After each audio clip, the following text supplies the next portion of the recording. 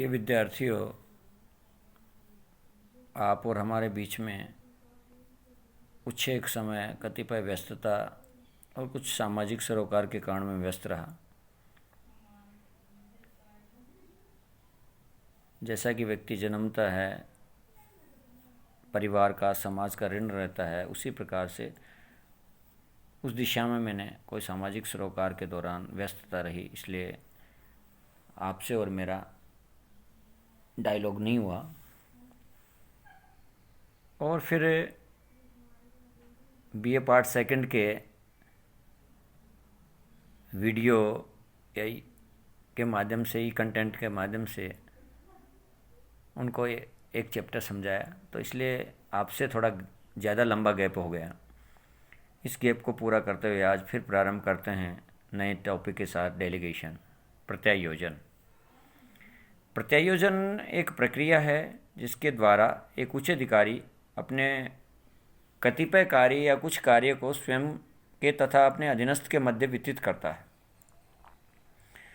जिससे कि क्रियात्मक और प्रबंधकीय विशिष्टीकरण की प्राप्ति की जा सके।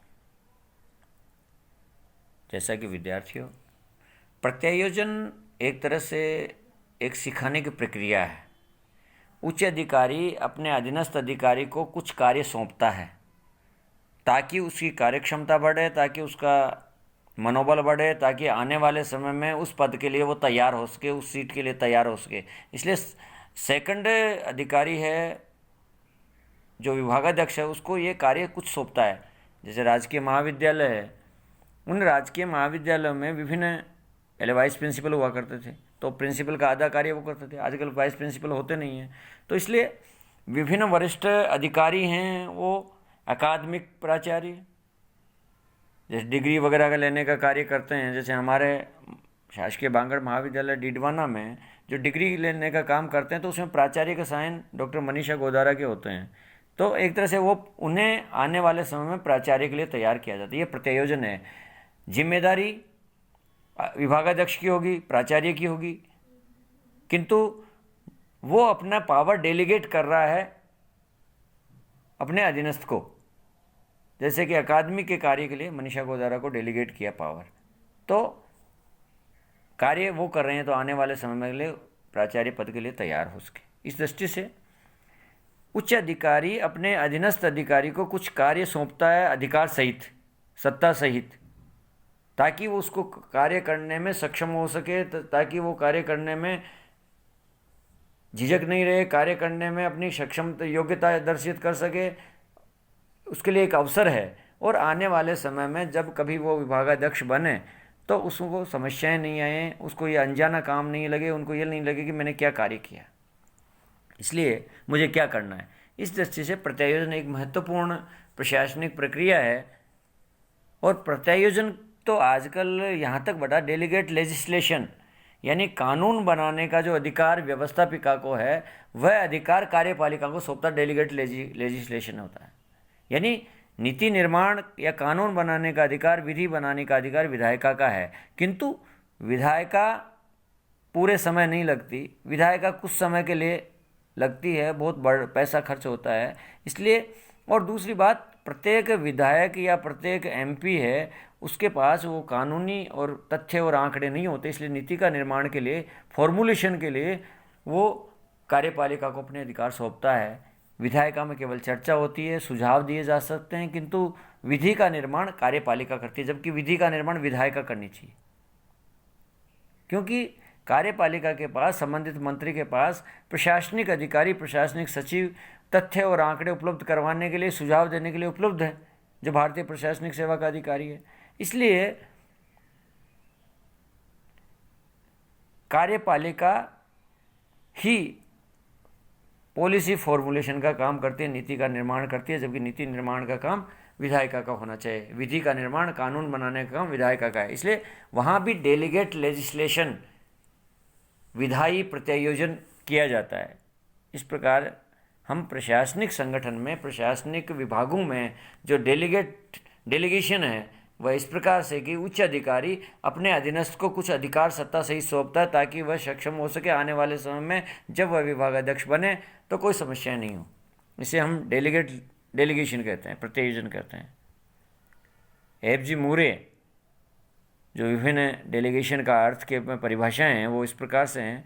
प्रत्यायोजन का अर्थ अन्य व्यक्तियों को कार्य का वितरण करना और उसे करने हेतु अधिकार प्रदान करना। जैसा कि मैंने बताया कि उच्च अधिकारी अपने अधीनस्थ अधिकारियों को कार्य सौंपता है, कार्य का वितरण करता है और उसे करने हेतु अधिकार सहित, सत्ता सहित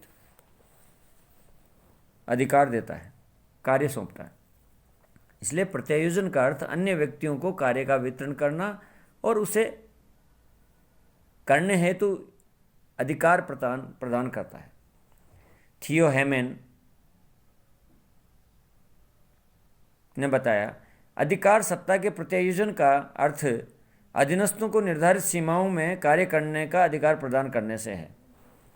अधिकार सत्ता के प्रत्यायोजन का अर्थ अधीनस्थों को निर्धारित सीमाओं में कार्य करने का अधिकार प्रदान करने से है। थियो हेमन जो बताते हैं कि अधिकार सत्ता के प्रत्यायोजन का अर्थ अधीनस्थों को निर्धारित सीमाओं में कार्य करने का अधिकार प्रदान करने से, यानी निर्धारित जो सीमाएं हैं उसमें कार्य करने का अधिकार देना प्रत्यायोजन कहलाता है। मूने ने बताया कि सत्ता का हस्तांतरण का अर्थ केवल यह है कि अधीनस्थों को एक निर्धारित सीमा में कुछ करने की सत्ता सौंपी जाए, किंतु उच्च अधिकारी के पास सत्ता अभी भी मालिक के रूप में बनी रहती है।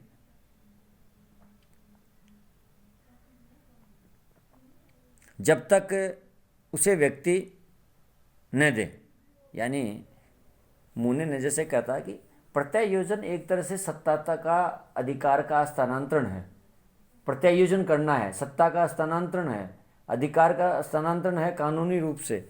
इसलिए सत्ता का हस्तांतरण का अर्थ केवल यह है कि अधीनस्थों को एक निर्धारित सीमा में कुछ करने की सत्ता सौंपती जाती है, किंतु अधिकार उच्च अधिकारी के पास रहेगा, सत्ता उच्च अधिकारी के पास रहेगी। अभी भी मौलिक रूप से सत्ता बनी रहती है उच्च अधिकारी के पास जब तक वह उस व्यक्ति को न दे।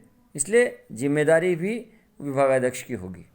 डगलस सी वासिल ने बताया है, प्रत्यायोजन में अधिकार प्रदान करना और कतिपय परिभाषित क्षेत्रों में निर्णय करने का अधिकार तथा सौंपे गए कार्यों की जवाबदेही के लिए अधीनस्थों को उत्तरदायी बनाना सम्मिलित है। जैसा कि डगलस सी वासिल